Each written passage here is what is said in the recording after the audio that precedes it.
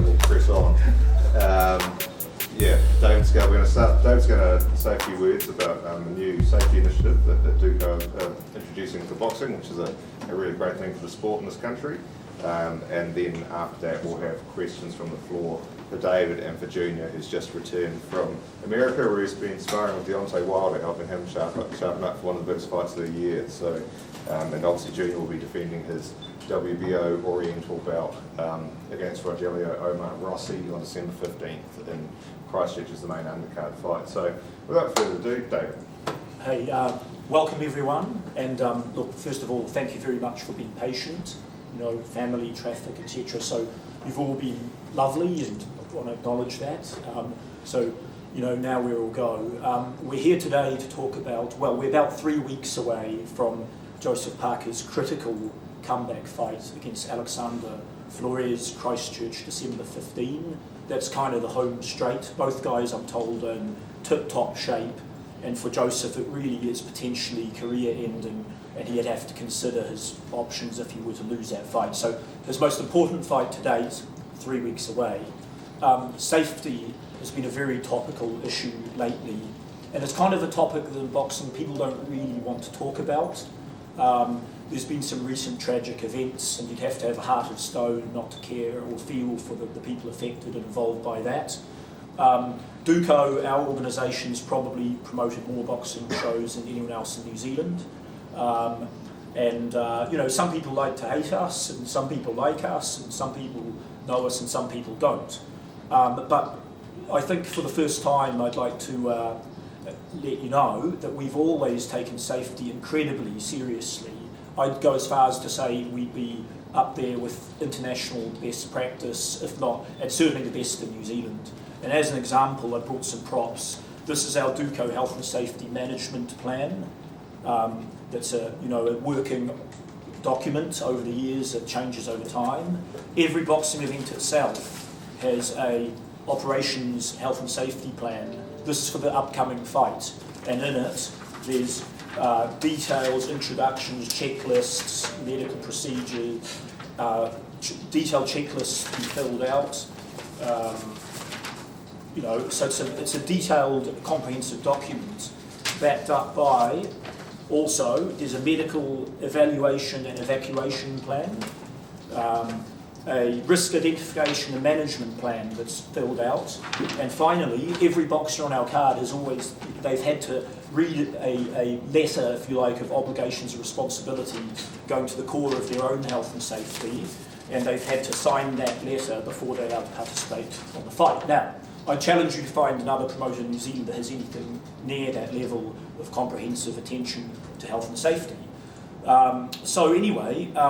Given the recent events though, we all, I think in the boxing community, were affected and gave it even deeper thought. And I was personally affected by Joseph Parker's brother, John Parker, was going to fight on the recent card up in London there. And normally in New Zealand he might have had no scan or maybe a CT scan, but under the British rules he was required to get a full MRI. And that full MRI picked up some problems with his brain that otherwise would not have been picked up. And so he didn't fight. And thank goodness for that. We could have had another tragedy on our hands. So because of that, we thought about it, and MRI scans are, I'm not an expert, I'm told they're far more comprehensive than a CT scan. They're also far more expensive. But, given our role in Boxing New Zealand, I thought we had no choice, so we've made the decision that we're going to, from this day forward, compulsory MRI scan every person that ever boxes on a Duco card at our cost, just to make sure that we've ticked I think we've got many boxes ticked here, but we want to tick every box so that if ever there was another tragedy, we can hand on heart say that we've done all we can. I think whilst boxing is legal, you're going to have injuries and incidents like any other sport. I mean, we saw a tragedy in cycling the other day. But whilst it's legal, you're going to have people who love boxing and they're going to box. But as a promoter, our role is to make sure that the environment is as safe as possible. And so I think we've done all we can, and I think hopefully it should give people like Junior here more comfort when they're stepping onto one of our cards. So Junior, as Steve said, has just come back from sparring Deontay Wilder, who's world champion and got a world title fight against Tyson Fury this Saturday. Myself and Joseph Park and Kevin Barry are going to be there. But it'll be fascinating to hear Junior's views about safety, but also perhaps that Wilder experience, given that he or Parker might be fighting Wilder in the future, and Junior here might be fighting Joseph Parker somewhere down the track. So that's enough from me for now, and I'll hand over to Junior. Is there anything I need to... Well, no, I think questions perhaps. Let's go to questions for me or for Junior. What's your experience, Junior, in terms of health and safety in leading up to other fights that you've been involved in? Have gone to this sort of level that David's planning? I did have like one instance where we did have to get like a lot of checks done, but that was while I was an amateur. That was when I was in the WSB, and that was back in 2012. And basically, like ever since then, I haven't really like been checked over so thoroughly. So I think it's a great thing that they're doing right here, because boxing's a very dangerous sport. You got two guys in the ring that can punch, who have trained to take each other's heads off. So I think precautions like this is a definite must for the sport that we are in. I guess on that, when you heard about it, what was your initial reaction? Good, because I did hear about the other tragic incidences that have happened through our sport. So yeah, so basically, once again, I think it's a great thing that they're doing here, putting safety first. And then, at the end of the day, we all want to fight, but then, we also want to go home to our families at the end of the day too. So yeah. In terms of where the sport's at, obviously, the tragic incident like that really brought that to light. I mean, in terms of this, was it sort of a step you're pleased to see happen, and kind of an important step that had to happen after? Yeah, I felt like it had to happen, because even though you probably don't see too much of it on the higher level, but it is something that we definitely do need to look closely into, and it's a good thing that it is happening. David, what sort of cost are you looking at to implement MRIs for each fight? Well, look, I think I should acknowledge that some shows don't do any scanning. That's got to change. CT scanning is the next step. That varies $500-600 a fight. I think the full MRI is up over 1,000. And then if you've got 20 guys on the card, it's an investment. But I think for the sport to be sustainable, it has to have credibility with the public. And if safety's not paramount, public credibility erodes, and then people are going to call for the sport to be banned. And so really, rather than complaining about it, I think the people in the sport need to just get on board with making it as safe as possible, and then boxing can continue into the future and grow. So Duco's picking up that cost, is it? Yeah, of course, we're picking it up. And I mean, boxing, I think, is one of the only sports, if the only one, that doesn't get government funding. Now, that is an issue in itself, because it does exist, it is legal, and if it did get government funding, all the cash-strapped boxing associations around the country might be able to invest some more money into health and safety, but that's another issue. Yeah, David, obviously this is a big step and obviously a positive step, but was it that financial side of things that has stopped this being an option in the past and made it a difficult? I think a lot of the boxing associations around the country, the amateur associations, again, I'm no expert, would be running shows that are struggling financially, and so to invest in safety is difficult, whereas most other sports, if not all, are getting substantial government funding to address the basics. Does that make things difficult? Obviously, obviously. And so, we're in a, it's probably easy for us to make that investment, but again, I think there's a bigger issue with funding and the sport and the industry.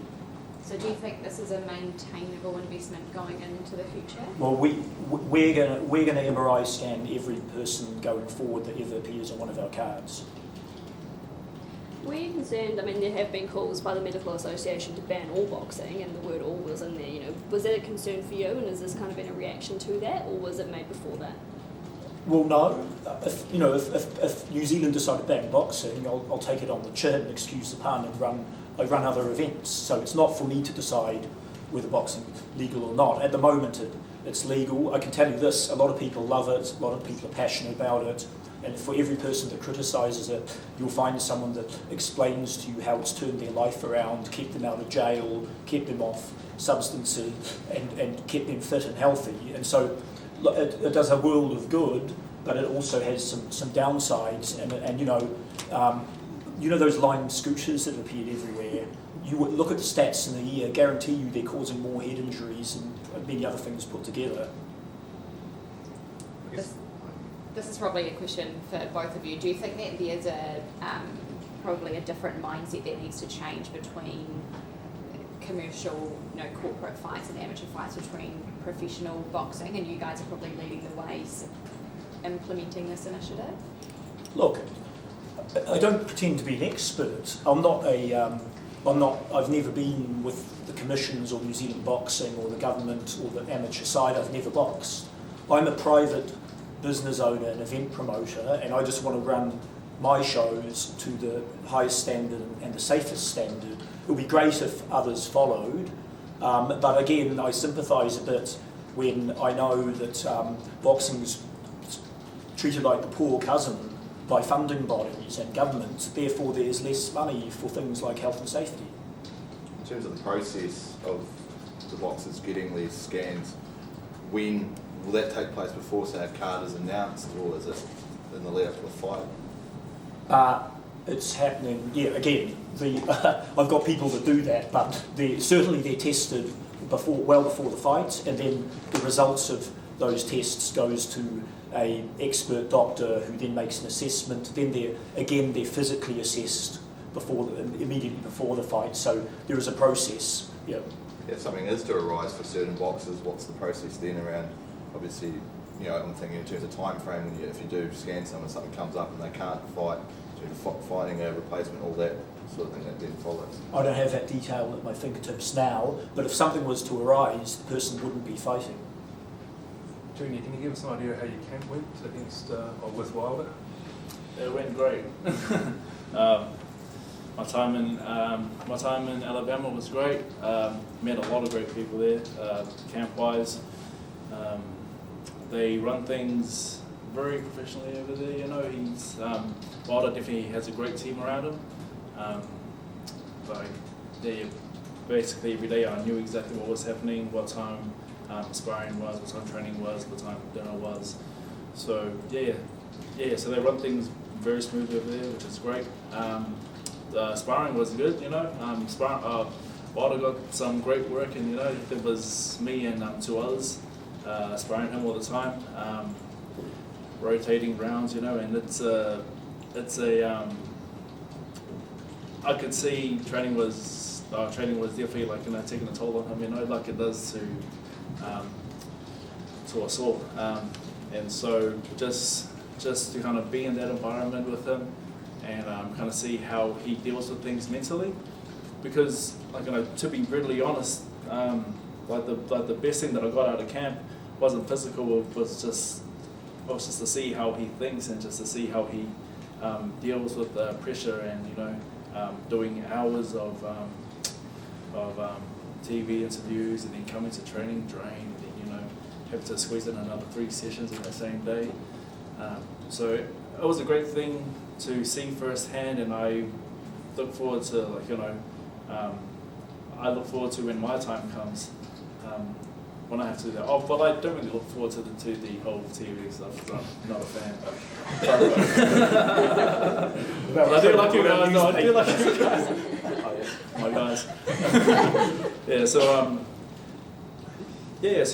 it was good. I got a lot of things out of it, and it done great things for my confidence. If I could hang in there with him, then I'm pretty sure I could be fine with the other top pros in the division. How many rounds did you do, Junior? Can you just give us a feel for Deontay's power and the sort of an unorthodox approach at times? So I done at least 2 rounds a day,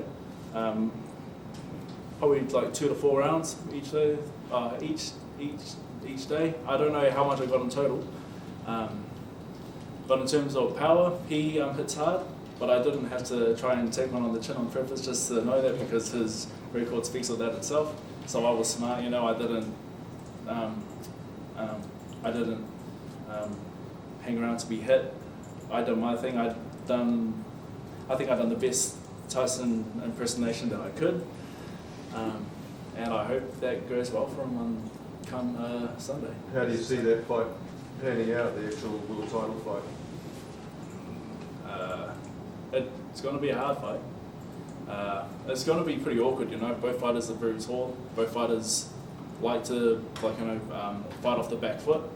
So you're going to need an instigator, and I'm not too sure who will come forward first. But I think I'm picking Wilder to end the fight.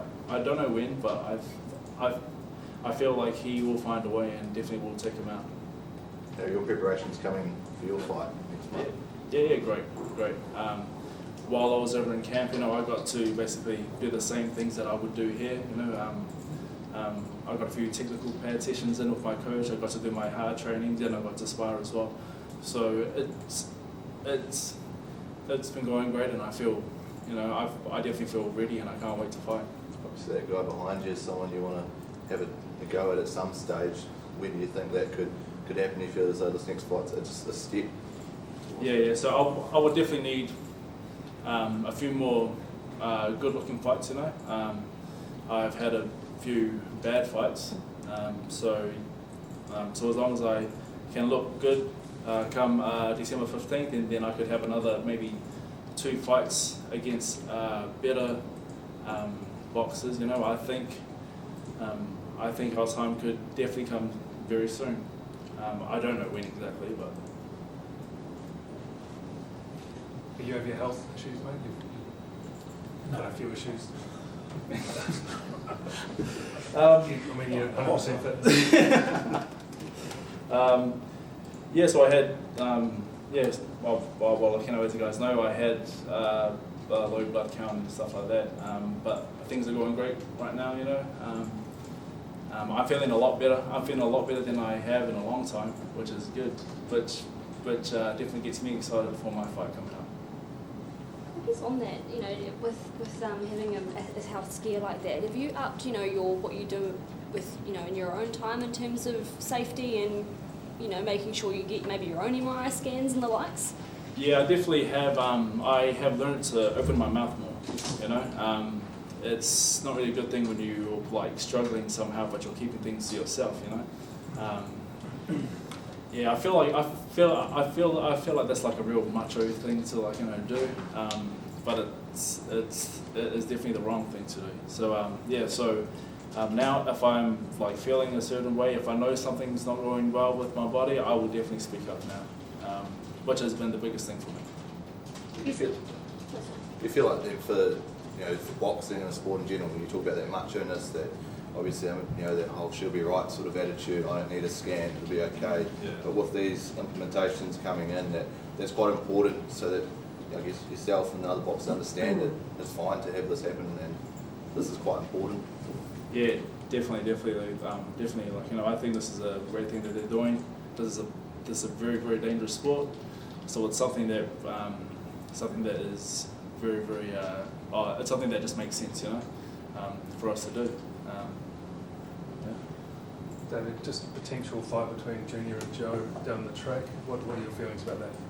Yeah, I think that still the record fight, he was 2 the camera, and everyone likes a local contest, and Joseph's become world champion and defended that up 2 or 3 times, and I think if Junior can string together some more solid wins, then certainly it sort of just heats up over time. So it's really in Junior's hands to show that he can develop and become more skillful, more formidable, and then as that happens, the public and the media are going to call for that contest to happen to see who's the better of the 2.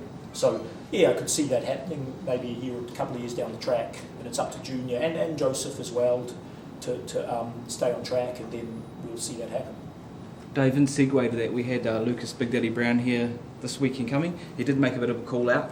How open are you to having a fight with, and same to you, Far, a fight with Lucas Big Daddy Brown in a few months' time or even next year? Joseph's got a job to do on December 15, and so we won't worry about future till December 16. And then on December 16, all options are on the table. So that's, yeah.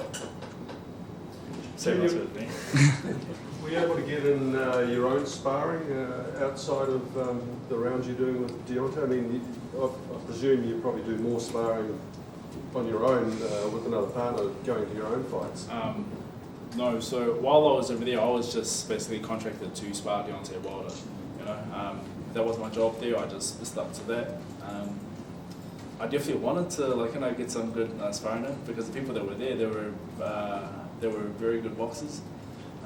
But I suppose we will meet another time. But I don't think that's done anything in terms of preparation for me. I still got in some very good rounds, and I'm back now in New Zealand. We are going to continue our training program, and I'm going to be sparring some good guys at the gym too. So you must be buzzing after a month in camp at that level, though. Yeah, definitely. Not as buzzing as I was to come home and see my children and my wife. Yeah. Cool. Right, thanks guys. So we'll break now for one-on-ones. So I don't know if it's needing.